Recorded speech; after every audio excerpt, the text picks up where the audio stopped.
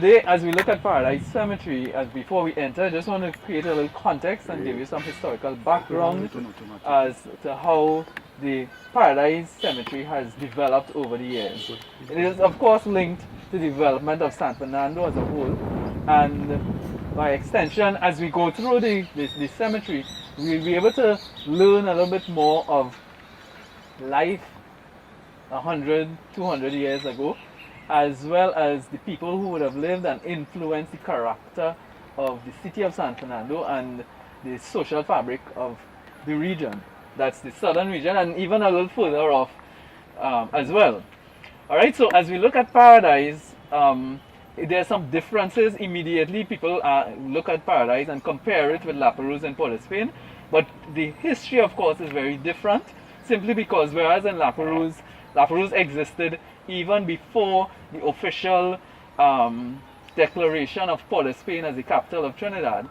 There was already La Perouse, known as Campo Santos at that time, existing in Puerto de España. But in the case of La Perouse developed, Paradise, and I'll make that error from time to time because La Perouse is very much in the mind at the moment, right? But Paradise developed as the town of San Fernando began to expand. Now, it is not as old, and that is because the first cemetery in San Fernando was not Paradise. In fact, there were two older cemeteries that existed before Paradise. And that is because when San Fernando was declared a town by Don Jose Maria Chacon, and he named it San Fernando de Naparima, that was 1784, at that time, San Fernando existed further west of here, so that you would have had San Fernando existing, a wooden town existing in the area of Cuenca Street. You all know Cuenca Street? Cuenca Street, St. Vincent Street, Chacon Street, Penitence. That was the general area. And there was, of course, the development of Plaza San Carlos that still exists today, and there's some move to have that refurbished and restored. However, there was problems that existed with that first cemetery, and one of the problems was, of course, ownership, and the other thing was that as people came off the boat here in San Fernando, the first thing you would see is the cemetery, which was not ideal. Secondly, when that original town was razed by fire in 1818, so being all wooden buildings, naturally everything, was burnt to ashes. And by 1820, when the town began to take shape again, instead of redeveloping on the same location as the then town, you had development taking place along a track that led to Eastern Naparimas that we now know as High Street. So High Street would have come into being as a subsequent to the 1818 fire around 1820, and that track led to the Royal Road, Camino Real, into the Eastern Naparimas. So when that happened, eventually the town had shifted. And another factor that influenced the development of the town was when the town council bought this strip of land, a ridge just out of High Street, which would have been part of the Paradise estate owned by the Gomez family. And that ridge is basically Harris Promenade. Alright, so and that was Harris Promenade, that's 1846. So when that happened, Harris Promenade began to take shape. You had the Roman Catholic Church that would have existed in the Old Town 1818, prior to 1818, that also moved to the Harris Promenade. Notre Dame du Bon Secours would have been established, first building on Harris Promenade, and the last would have been St. Paul's Anglican Church. So that was the first cemetery that existed, as I said, in the town. But there was a second cemetery that existed just off St. Andrew Street. St. Andrew Street, which is just by the Colonial Hospital. You all know the Colonial Hospital, right? Just behind the teaching hospital that is now. So there was another cemetery there. So that would be the second cemetery that existed in San Fernando. But the problem with that cemetery was poor management. People were just buried willy-nilly, no order. And in fact, some of the graves were so shallow that you could actually see the tops of the coffins, right? So Again, that cemetery was also abandoned, and that was quickly filled because of the 1854 cholera epidemic. You would have heard of the cholera epidemic of 1854 that really almost wiped out quarter of the population of Trinidad, and San Fernando was no different. So that you had mass graves, just as in La Perouse you have the mass graves from the cholera epidemic. Similarly, at that cemetery, there were the mass graves of the cholera victims. Now that quickly filled the cemetery. Thus, you had Paradise being opened on the 1st of January 1868. When Paradise was opened, it featured, among other things, and we'll see in a little while, one, the watchman's quarters, nice fenced wrought iron fencing, as well as a pauper's cemetery. And that is one of the things that we recognize immediately with Paradise. Over the years, there is no longer a pauper's cemetery, and that is because around 1894 thereabouts, when they were extending Mucurapo Street to Sutton Street, they closed off that section of the pauper's cemetery, and I'll show you when we get down a little lower exactly where that was located. And so you had some of the land being taken away from Paradise Cemetery. So instead of Paradise Cemetery being extended, it became smaller. Another factor that would have affected Paradise Cemetery would have been the opening of Rudall Cemetery in the 1940s, where a lot of the burials would have taken place at Rudall, and Rudall is much bigger than Paradise. Also, there is trouble that existed in Paradise. You had, of course, at one time the town council took a decision that if you didn't pay for monuments on the graves, they had the monument removed. Right? So that would affect some of the things that we would see, some of the or lack of things to see at Paradise. If you didn't pay for the monuments, they had them removed and they stacked them up. No. So the family of the bereaved would have erected monuments in memory of the. But if they didn't pay for it, they didn't own the spot outright. You pay to have the monuments erected. Then the council took a decision to have that removed, and so you would have had many crosses. The council who put up the monuments there? No. The family put the monuments. They didn't pay. I trying to follow. If they paid up, how they didn't pay? I rent to keep the spot. You have to pay your rent every month. Right, to keep the spot, because people have plots in Paradise, right? So if you didn't pay for your plot, then they would have your remove the monument and then bury somebody else there. Right, so that some places, people have said there's records of crosses being leaned up on salmon trees in the cemetery. I didn't know that you could pay money. No, it's one outright. Oh, okay, yeah. Oh, there are families that own plots in the cemetery, right? I thought everything was. So that would have. Yeah, I didn't make it pay and pay for it money. Yes. And then, of course, another problem would have been vandalism, with a lot of the cast iron being taken away. But not only that, some of the graves would have been dug up and the gold and jewelry taken. So all those experiences would have occurred at Paradise Cemetery. Now, over the years, we have seen that people have generally stopped burying here for the most part, and that is because unless you own a plot here, it's filled. So that now you can go to Rudall. Rudall is the option there. Alright, so we can now begin.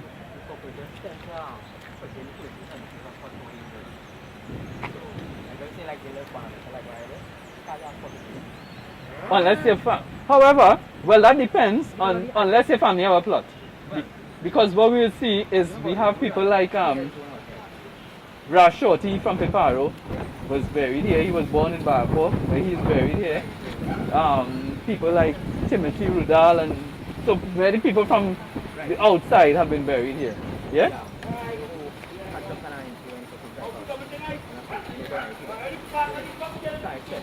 Yeah. To some extent, yeah.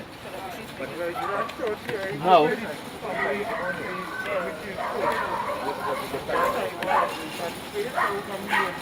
Because his family would have a plot here. Once your family have a plot here, you can still come and be buried What I here. found out recently, there are some cemeteries, like one in Chronicles, they just rented land. They just rented like for 3, 4, 5 years, and they Oh. sell it again. Well, then it Found means, out that, yeah, well, then it means probably there are different experiences depending on my where. mother died Yeah. recently. Uh,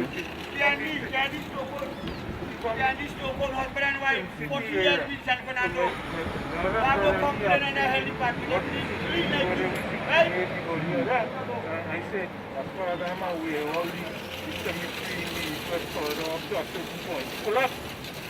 So then he told me, he said, this cemetery in Puna, they had some other family who they were able to get land there. I said, well, cool. But when he told me that, I thought, you're buying a lot and that is yours forever. He said, no, it's just about 4 or 5 years and they're selling it again.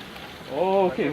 Per cemetery, per corporation, how it is. It would, yeah, it would differ. So there isn't a national, then it doesn't appear that there may be a national policy for cemeteries, right? Again, a cemetery like King will have rules with history, would be a different set of regulations.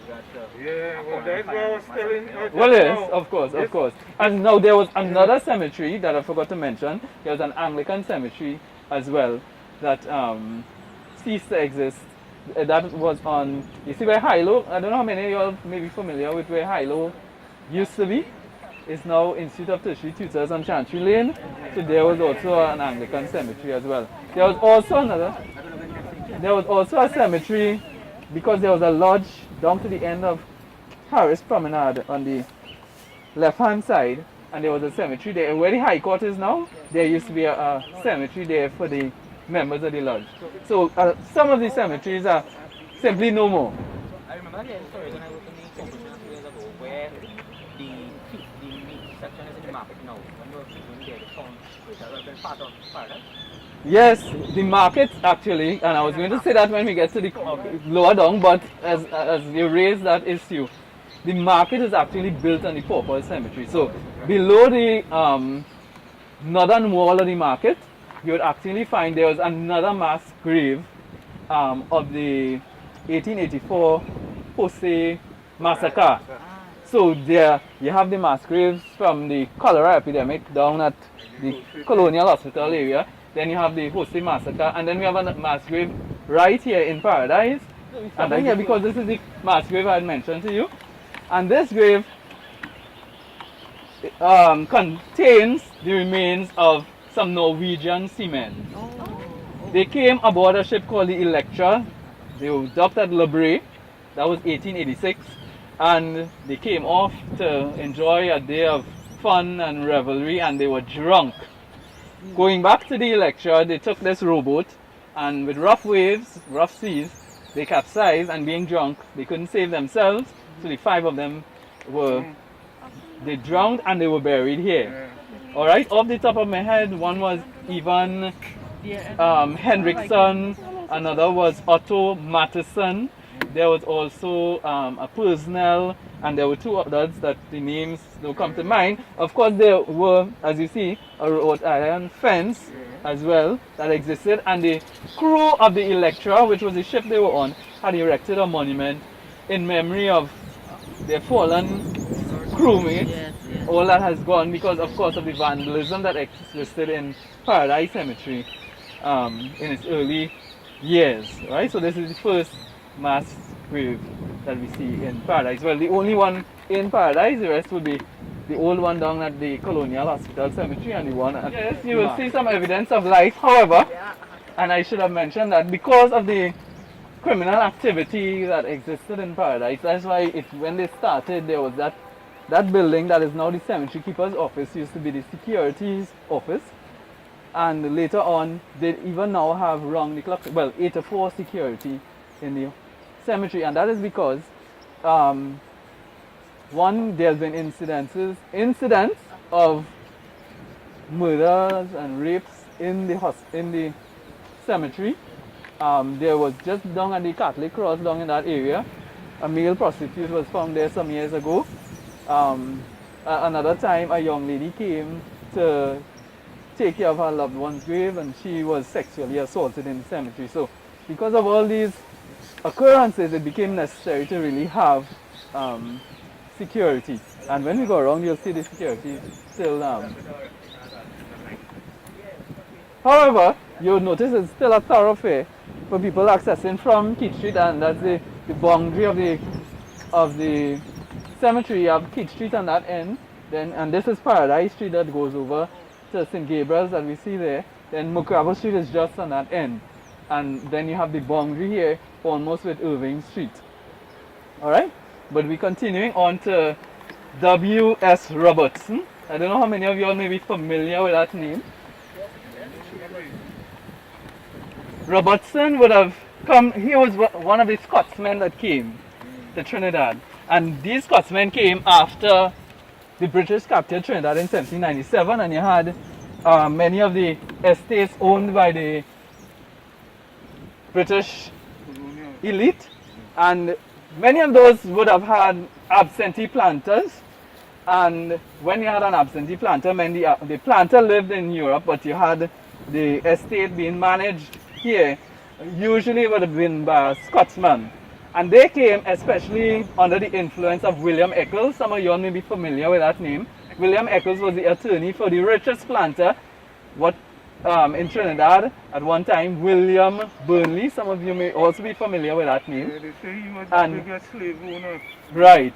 Yeah. But William Eccles was also responsible for the establishment of the Embarcadero in San Fernando and that Cipero Railroad because of the fact that he also owned estates in the Naparimas. Ecclesville, they named that after him? Is Ecclesville? Yeah. In Williamsville? Which one? I think that's going to Rio Claro. The one in Mayaro? Yeah, going to Rio Claro. I can't say for sure. Yeah. But there's a cemetery there. alright, two Scotsmen came and their name was Joseph and George Lambie. If you're from San Fernando, that name also rings a bell, Lambie. They came and they first of all owned a store on High Street, and later on purchased in 1854 the Vistabella estate that had become idle because after emancipation a lot of and people collected the compensation for the slaves. Many of the plantations were abandoned. So the Vistabella estate was one such, and it was purchased by George and Joseph Lambie. So Joseph lived in the estate house in Vistabella, and George lived upstairs the store on High Street, which after a period of time went into liquidation, and it was sold actually to the clerk who was managing the store at the time, who was W.S. Robertson. Robertson himself being a Scotsman who came. Is that why they have a street named Lambie Street in Vistabella? Exactly. So Lambie Street is named after that. Okay. Lambie, that's Joseph Lambie, who would have owned, as well as George Lambie that owned the estate, right? That store is on the site of First Citizens, the corner of Penitence and High Street, and that was known as W.S. Robertson. It sold haberdashery and hardware, materials, everything for the estates, right? So when that went into liquidation, it was purchased by Robertson, as well as the stock of the store. So Robertson, when he died, was buried here. Robertson, though, was also the person who was responsible, instrumental, in setting up the racetrack at Union Park. Yes, and he was also an avid cricketer. So when he died, he saw one of the largest funerals in San Fernando. He was also a mayor of San Fernando. So this is where he is buried. W.S. Robertson stands for William Sloane Robertson. And you would notice, because his Leaning Tower of Robertson. not only that, it's a Celtic cross because of his Scottish heritage. Oh, he's over there. So This is William Sloane Robertson here. However, this one is William Gillies because Robertson married Gillies' wife when Gillies died. And I don't know how she managed to put the two men right next to one another. Maybe they were fighting each other. they can put one together. Yes. And so on This one leaning, yeah. yes, this is one is Gillies here. Leaning Tower. Right. Now that also though, brings us to, if you look here, you see Scots Presbyterian. It then brings us to the history of the Presbyterians in San Fernando and Trinidad especially. Because we see Scotch Presbyterian here and lower down we see Canadian Presbyterians. But here we have, let me show you this photo. The original Scotch Presbyterian church on High Street that no longer exists. Oh, this is where Scotiabank, yeah. So this is the church that is where, that used to be where Scotiabank is. From Robertson then. Right, across from Robertson. However, and so that one, because of a decline in the congregation, and so the Scotch Presbyterian Church, they sold the property. It was purchased and it's now the property of the Scotiabank. But what has remained from that church is the pipe organ that still exists at the Canadian Presbyterian Church, Susamacha. So if you look up the hill, just across from Presentation College, you will see the blue roof of Susamacha, right? So that was a Canadian Presbyterian, and then you had the Scotch Presbyterian. The Scotch Presbyterian was here first, and we know, of course, of the Scotch Presbyterian Church in Port of Spain, Grey Friars on Frederick Street, but the former church, right? So, whereas though, this one and they took down that one too. yes, they took down the two. So it really meant that the Scotch Presbyterian movement came to a sort of an end with the, or transition into the Canadian Presbyterian. Now there were other Presbyterians who came. We know, for example, of the St. Anne's Church of Scotland on St. Anne's Street. Well, no longer St. Anne's, Charlotte Street. Yeah. Right? And there were Madeirans who came, and the Madeirans, they came around 1846, thereabouts, and they established themselves there. But you also had the American Presbyterians, whose church, and as early as the 1840s, had established another church in Irie Village, and when their congregation declined and they left, that is a church that became the first Canadian Presbyterian church in Trinidad under John Morton. Right, so when we have the Canadians took it over, when the Americans left. Right, John Morton came, and when John Morton came, he realized his mission was really to educate the children of the indentured servants. So that really was the genesis of the Presbyterian school system in Trinidad. The first school being established, set up in Mount Stewart, which is just outside of Irie Village. And from that it blossomed into the Presbyterian schools, primary school system and secondary. At some, we know them as Presbyterian schools now, but at the time they were known as the CMI schools, which is Canadian Mission to the Indians. Yes? And so coming out of that, you have John Morton applied to the town council and indicated that we really needed to have a section in Paradise Cemetery dedicated to the indentured servants. So you had the Hindu section, a Muslim section, and the Canadian Presbyterian section. In the Canadian Presbyterian section, you will see also the first local minister, Lal Bihari, and that the current church is named after him. The Lal Bihari Presbyterian Church is named after that first minister. Alright, so just to give you a little context and historical narrative as far as the Presbyterian movement in Trinidad is concerned. Alright? Any questions? Yeah, I before just we- missed a little piece here. So this section here is the Scotch. Okay. Yeah, so we have the Scottish Presbyterian even here here. too, yes. Even, yeah, and you see, and that's one of the differences between Paradise and La Perouse. You have the signage Yeah, close up on the indicating name. which, it might be a little old, but at least, you know, it's still legible and you could see exactly who belongs where. Alright, so let's continue on.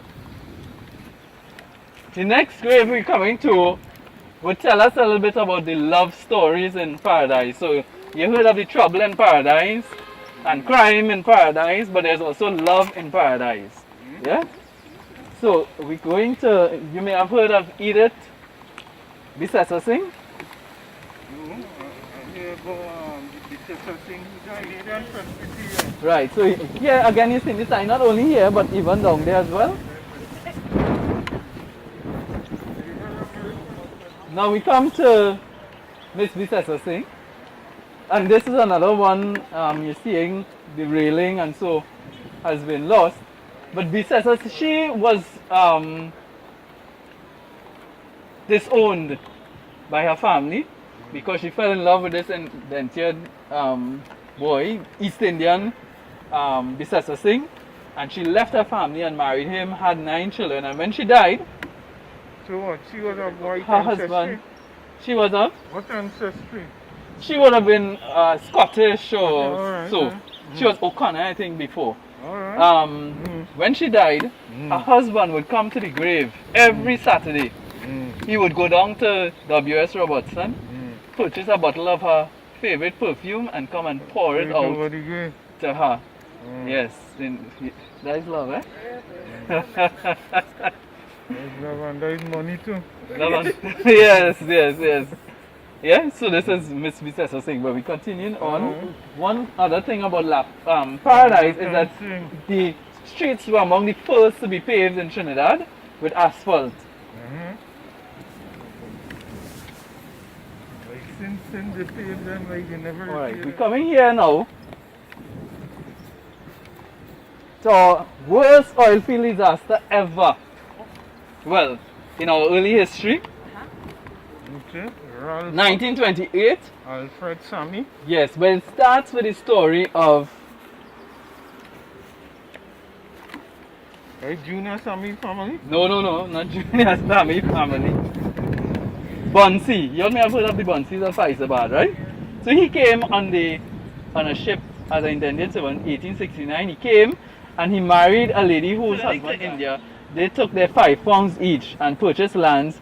They were first of all serving the indentureship on the Bellevue estate, right?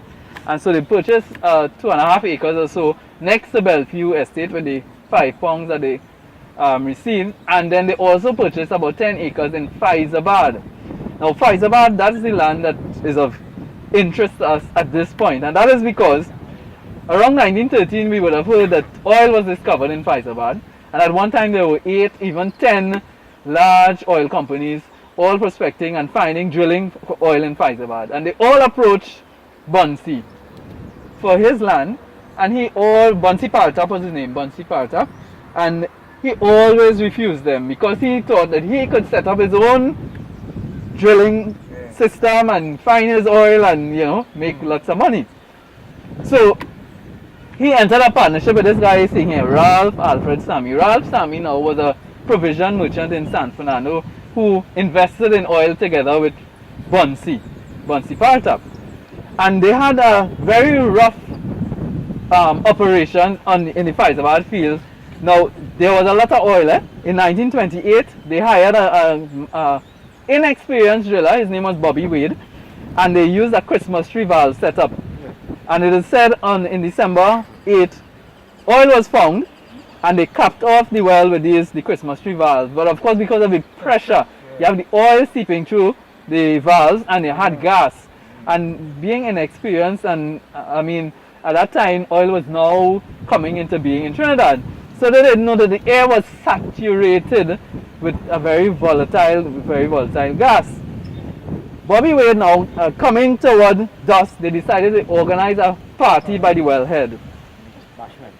Sammy and Bunsey Partap, all of them celebrating because you find oil, so much pressure that it's in the oil want to bust the valve. So it's coming to dusk now, there's no street lights.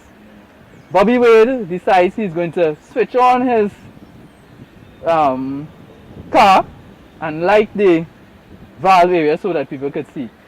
All he did was turn the ignition, and the blast was so powerful it killed 16 of them one time and it reduced them to ashes immediately. So that in order to determine or identify them, it was really by their metal effects, the jewelry. So 16 of them died, and that explosion rocked Faizabad and environs, and that fire burned for 3 days. Ralph Sammy, his wife Flora, Grace, and others, as I said, 16 of them perished in that fire. And that's known as the Dome oil field disaster, which unfortunately, is one of the bad experiences of our oil production in Trinidad. Now, that does not mean that we've never had industrial accidents in Trinidad. There was in San Fernando, the Manjac mine. Some of you all may be familiar with the same Visabella area where we used to mine Manjac, which is a brittle form of pitch. And you had these workers down in the mines. A mine collapsed and 11 died one time. Alright, so we've had industrial accidents over time in Trinidad. Yeah? Naturally. What became of Sammy and them land? Who take it over? I'm glad you asked that question. Because it continued on in its lineage. So that coming out of that, you may be familiar with the house with the 100 windows in Faizabad. Yeah. That was also a Partap house. And that was sold to the Roman Catholic Church. It now houses, well, they have a specific use that is used for, which I won't say. But yeah, but it's a house that is well known on that road, right? And that grandson then was known as, if you go to the Bridge Mirage Museum in San Fernando, you see he has one of the cars that was owned by the Partaps of Faizabad. Yeah? Alright, so we continue on. Then we come to the, we familiar with J.C. McDonald home on Root Avenue, is it? Yeah, Root Avenue and Lady Hales. So who was J.C. McDonald? Here we have him, J.C. McDonald. James C. McDonald. He was the pastor for many years at Susamacha. So when they were establishing this home for the aged in the 1930s, it was named after him. And close to him will be the, again, the first, yes, Reverend Babu Lal Bihari, first local pastor of the Canadian Presbyterian Mission. Yeah, and so it's this Lal Bihari that the current Presbyterian Church is named after. It's Babu Lal, not Babu Lal, eh? Babu Lal. Yes, and B-A-B-U, not B-A-B-O-O. Alright, so pressing on. This spirit here, look how he stuck up the wall, boy. No, it also tells you, you see, even as we go through the cemetery and we look at the people who would have been buried here and the history associated with it, we also reminded that all of us would follow the same fate as the teacher was telling people of their future, you know, and in spite of whatever station you may have held while you were living, there is no guarantee that when you're dead, anybody coming to take care of your resting place, your final resting place. Are we stopping here at Alaha? And now there's a reason why we're stopping here at Alaha's grave, because of the, yeah, it's like a mausoleum, but not only that, it's modeled after one in La Perouse. Now, if you've ever been to La Perouse, you may be familiar, you may have seen this, you all remember? This is William Gordon, right, which is on the corner of Tragweed and Colville, right? Oh, okay. So this tomb was modeled after the William Gordon's tomb in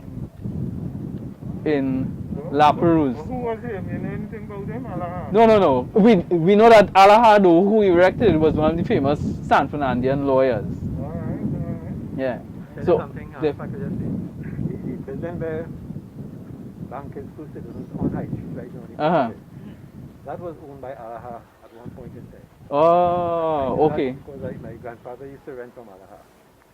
Oh, okay. All right. So that means The cities and things so like that's the same Robertson building that was owned by the Alahas. All right. Nice. When UDCOT was first established, Uh-huh. the CEO was Alaha, some fella named Alaha, but I can't remember his first name. All right. Yeah, so this is one of the mausoleums of Paradise, and you would notice that we don't have many of the great vaults and mausoleums that La Perouse has, but at the same time, Paradise has its own charm. Compared to Rudolph. Of course. Compared to, you know, I was telling the lady, this is the bourgeois cemetery temple.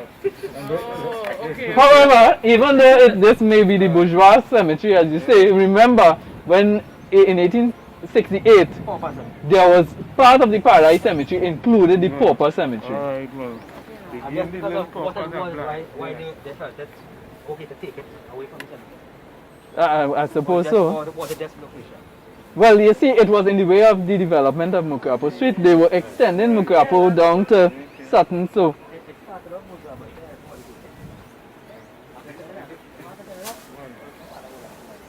Well, no, there's and also Esau Ghani. Yeah? Father, Saint Kelvin Ghani. But there's a Kelvin Ghani up in the east, I think. Yeah. Probably same family, the same name, Kelvin Ghani. Yeah, and this is because all Araha coming down, all this would have been the Muslim section.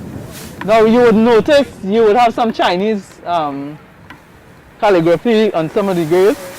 And so the Chinese came in different periods, from as early as the early 1800s, and then they also came during indentureship. About 2,500 of them would have come from the 1850s and 60s. But they didn't last long on the plantation, and that indentureship scheme from China didn't last as long as the Indian indentureship, because Chinese indentureship ended in the 1860s. Right? Now we come to the other Rudal.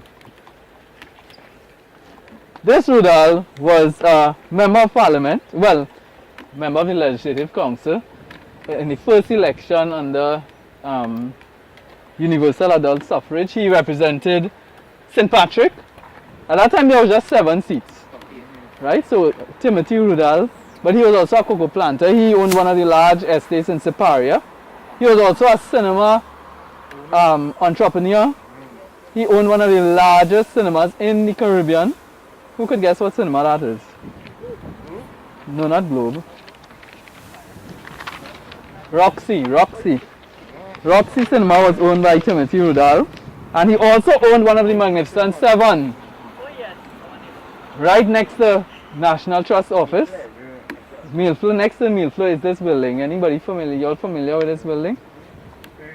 This was. Is that the same Rudal down here who they named the cemetery? I cannot say. Because that cemetery was actually named before it was Rudal. It was anybody could help me remember what was the name of that cemetery? Broadway Cemetery.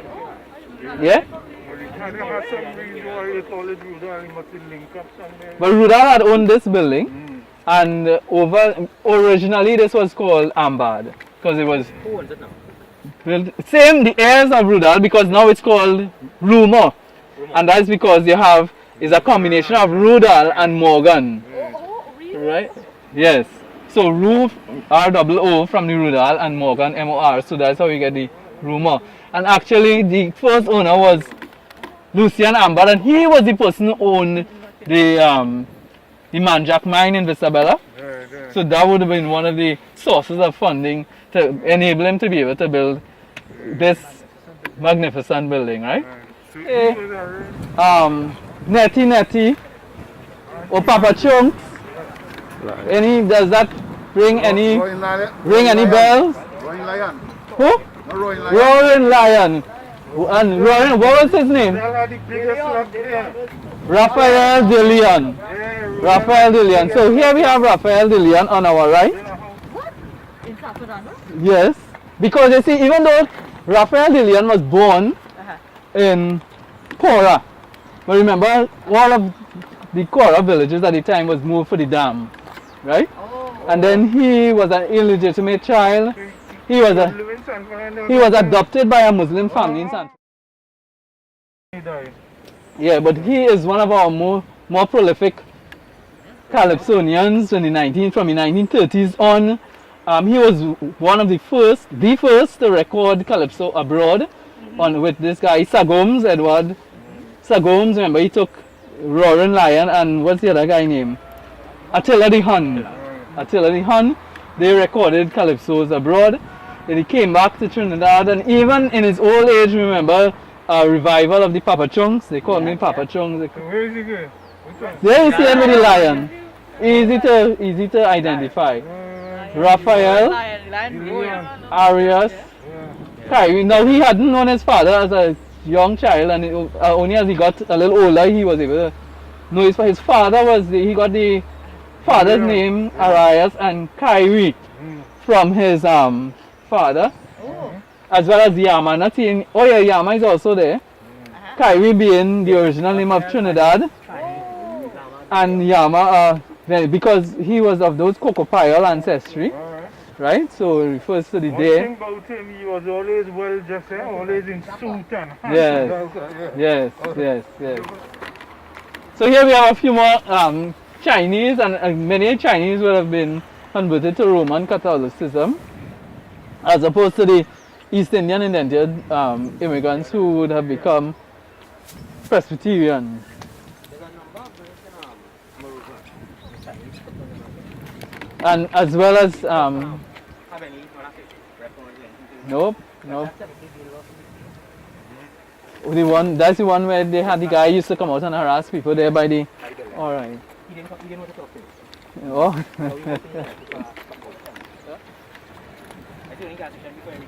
Right, so as we come to the top of this hill, we're going straight up, and this cross again marks the Roman Catholic section. And this is where we also have found there was as I said, a male prostitute who was killed here in this area. But as we get to the top here and we look across, this is where we can see the paupers section, because this silver roof building is the San Fernando market that was constructed around 1916. So, because it's just in front of the market, you can't see it there, but there's a street.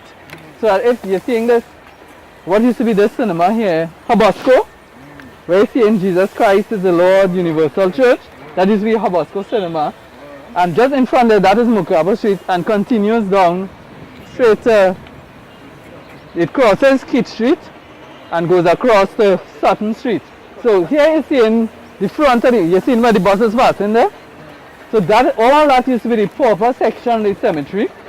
And in around toward the end of the 1800s, 1896 about, or 94, they closed off the pauper section to extend Mokabo Street from up at Lord Street straight down to Sutton Street. And when they constructed the market, it's in the pauper cemetery, but in addition, on the northern wall, you would have on the eastern wall, you have the mass graves of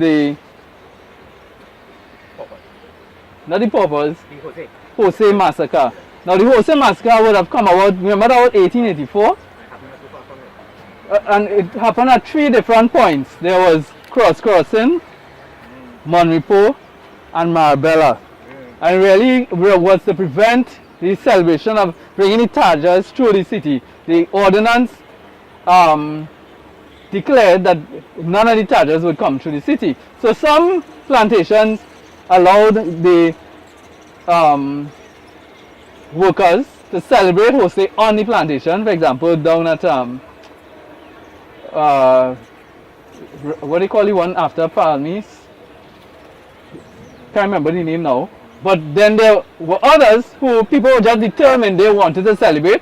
So they had those coming from Marbella. Had some coming down from St. Clements, down Monrepo, and then you had the set coming along Crossing. And at that time, under Baker, what was Arthur Baker? Is it Arthur was his first name?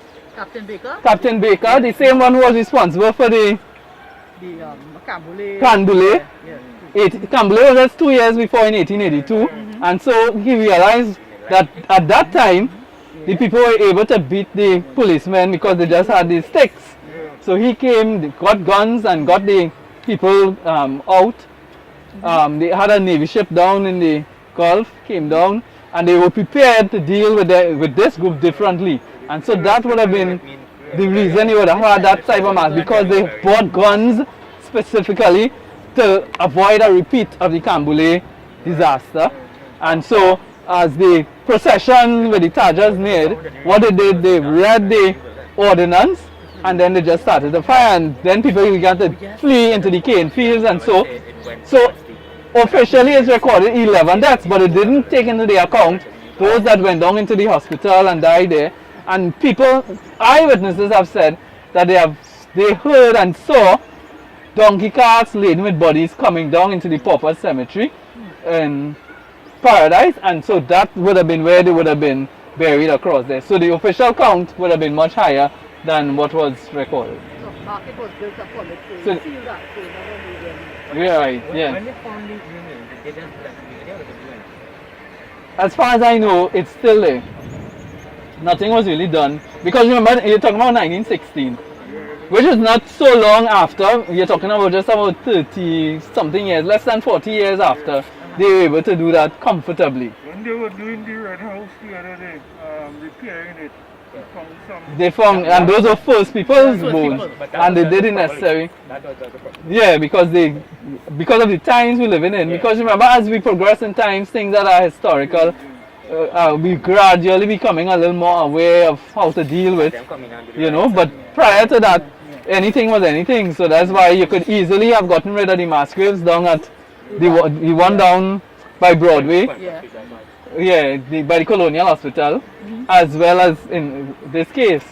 Yeah. I heard that in Bangkok. Oh yes, born Madeira, 1841. All right. Now, and this is strange, because the first set of Madeirans came around 1836, 1838, and they were Catholics. The set that came after were the Presbyterians, which was 1846 onward. So that it means that they probably she married or converted probably thereafter, unless you may have also had some Catholics coming in that group that we did Well, know. most of the Presbyterian ones migrated to the States, to Illinois, right? Uh-huh. And then stuff up there that reminds you of Trinidad student, all that kind of. By and large, of the Portuguese descended people in Trinidad, they are mainly from Catholic people who came here like 1880s, about 1912. And this one here was known as Marelva. Relva. So the old people, I know my old mother, and they were talking about these people. And Marelva had an expression, and they were kind of guilty to it. Yeah. It was into money and things. They had plenty of property on Superior Street. That was people. The expression was that more rain, more rest, who have more money, they live the best. More rain, more rest, who have more money. You know. And I think her husband was significantly older. John Relva. One of them came to Guyana. John Relva was born in Madeira, right? Right. Marelva was born in Demerara. Oh, okay. So the husband was born in Madeira and the wife came from Guyana. Plenty Portuguese descended people in Trinidad into Demerara. Like my mother's family. Oh, okay. They used to be called Demerara Portuguese. Demerara, Portuguese. Oh, meaning Portuguese. All right. They're from Demerara. All right. So Yes, while yes, there are yes. a few other outstanding tombs in here with Portuguese Uh-huh. inscriptions. This Yeah. is the only one that mentions Madeira. Madeira. All right. All right. Well, that's new. I'll let you guess. As we see the surname, I don't know if it will ring a bell to anybody. Bartholomew. Yes, Courtney Bartholomew, who diagnosed the first HIV/AIDS case in the English-speaking Caribbean. But he was also involved in a lot of medical research, so in terms of scorpion stings and so on. He actually was born in Port of Spain, just around Marine Square. Yeah. So And he then- ended up down there. Because when he went to Ireland and when he came back, Yeah. he was sent to San Fernando Hospital, Mm. and I guess the family just stayed in South. Oh, because he named from, I only named from Port of Spain. Port of Spain. Oh, alright. No, yeah.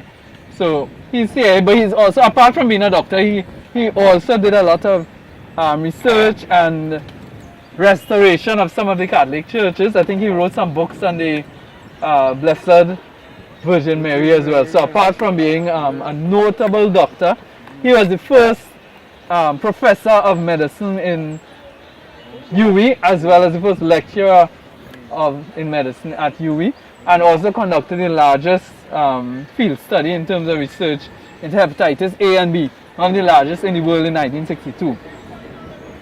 Yeah, so, but he just died not too long ago, 2021 last year. So actually, 7th to the 5th tomorrow would make it 1 year since he passed. Here we come to what was. So you see this structure? When in 1868 this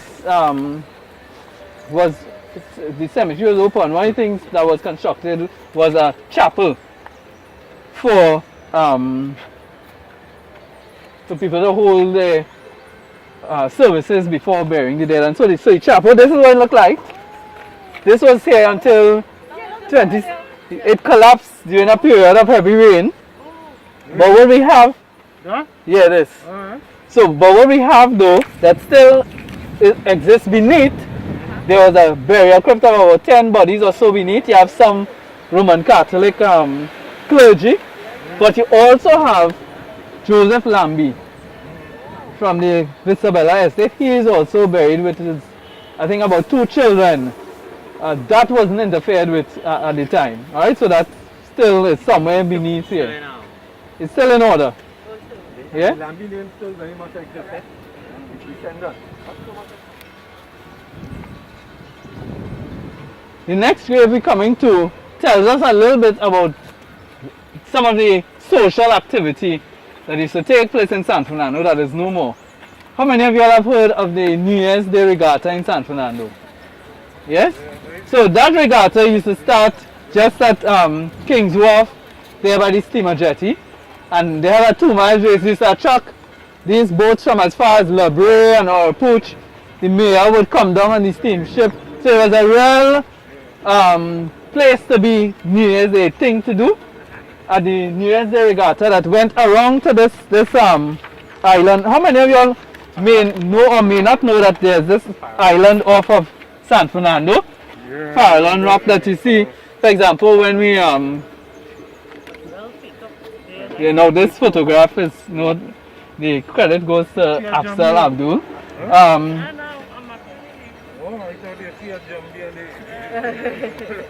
So 1 year though, in the early 1900s, the marshal of the regatta was standing in the firing line, Charles Monroe Paget, and his head was blown entirely off. Now let me see. Yeah, but he was Paget from Tunapuna, and this is where he's buried. Also like Paget Street. Paget, yeah, that Paget that runs yeah, by UWI, yeah. Because right. So they standing in the firing line when they start the race, the guy's head was blown clear off his shoulders and landed in way out to sea. And that marked the end for a few years. That was around 1904. Yeah? So for a few years they didn't have any regattas, and then they restarted, and it was off and on, like during World War I, World War II. But by the end of by the 1960s, that was the end of New Year's Day's regatta in San Fernando. It was started by a pharmacist by the name of De Fentala. And it had progressed over the years. This lady, Elvira Glasson, a Grenadian woman, she owned the black and white building going down one of the Black Cat and the General Warehouse or something. Right, yes. Yes, so she used to come out with her wares and sell. Yeah. They had music, they had all sort of different sports. It was a big activity, big thing in San Fernando. French is in? Oh, I did not know that. That Paget, makes sense French. because it could not be any other way. All right, and we again that because of our cosmopolitan nature, again we were never settled by the French, but they came in droves in after they settled our population. So that by the time the British captured us, the French outnumbered the Spanish 4-1. So we had a lot of French settlement in Trinidad, and they actually boosted the plantation economy in Trinidad at that time. So this is still the Catholic side of the cemetery? Yes, this is no, sorry, EC, Anglican, English Catholic. Yeah.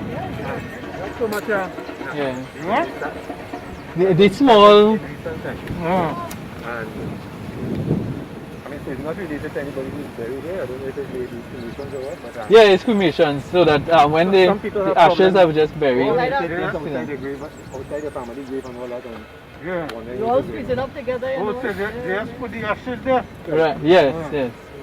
And to the back there, you see the blue. That would be the grave they got hot. Right. And also in this section, this is a section having when I was doing the studies here, the grave diggers will tell you that this is a section you don't come to because there are some graves that are marked, and the cemetery keeper has also indicated that there are records indicating these graves are never to be opened. Right? So there are some that they are buried in chains, and so they talk about vampires coming out in this section of the cemetery.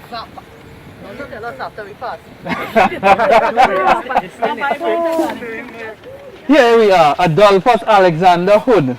Well, you seen that, boy? Here we have. Yeah, well,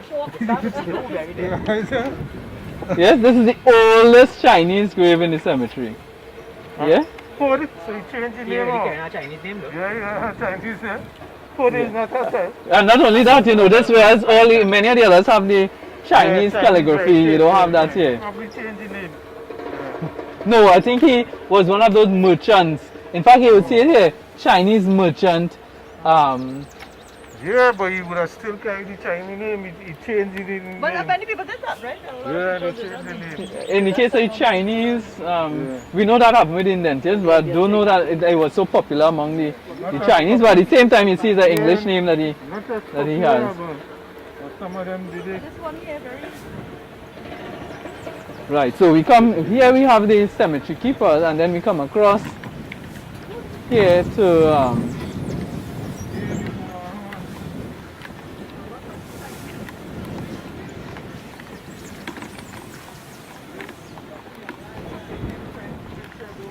we come on this side.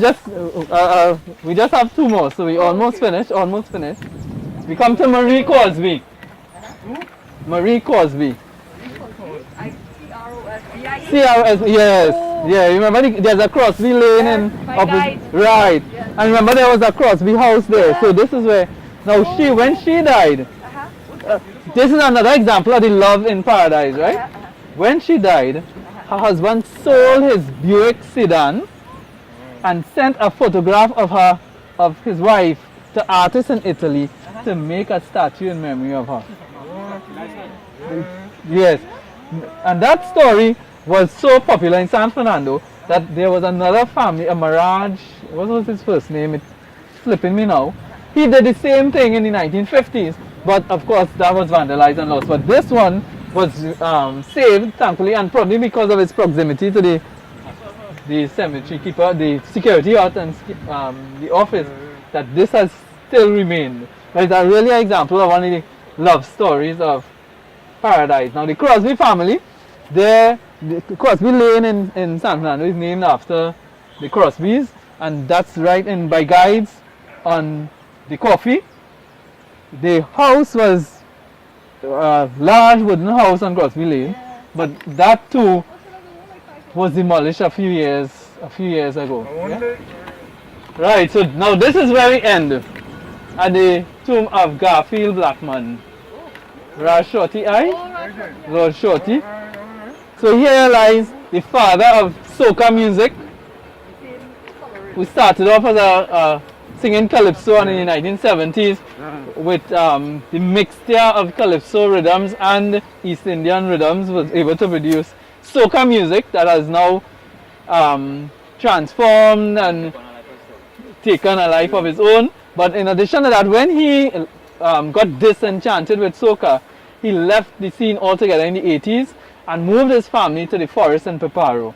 Just last week we were at Blackman Ranch, and you would hear the stories of taking all his children into a big forested area, no electricity, and the whole lifestyle would have changed. You got some idea of Abby Blackman's soca chicken, and Claudette would have made a certain type of pilau, and Rashorti's favorite dish, fry bake with the bhaji and cheese, right? Those were some of the delicacies we had last week. But even while there, he also invented another type of music, another genre, jamu. So you see it there, and the reason he called it jamu because it means Jehovah's Jah music. But he didn't want to say jamu, so he said jamu. And out of jamu we have Watch Out My Children, that became a anthem for the United Nations war against drugs, yes. And then his children, we know many stories and the accounts of the love circle with Abby and Marge and Sheldon and all of them. And they have now all gone into the music industry. One of his granddaughters is now one of the top soca artists, Nyla. So here lies Gaffy Black with with the music. And he fathered 23 children during his short time here on Earth. Well, as far as we know, as far as the children could tell you as well, it's 23 as far as you know. But there may be others that they not there. Yes, so this brings us to the end of our Paradise Cemetery tour. I trust that, which Ramdial. Yes, but again, look, you see it's all falling apart. If you look at the roof, everything is gone. Yeah, but I want to give credit at this time to those who have done the heavy lifting in terms of the research. People like Angelo Bisesa Singh, Richard Charan, Caribbean History Archives, Gerard Besson, and so all these have contributed, and in no small way the cemetery keeper was done, give real assistance in putting together this tour. And of course I thank you for joining us on National Trust's first Paradise Cemetery tour. So thank you for joining us, and hopefully we'll see you at, if not another Paradise Cemetery, we could always see you at La Perouse or one of our other tours that we have around Trinidad and Tobago.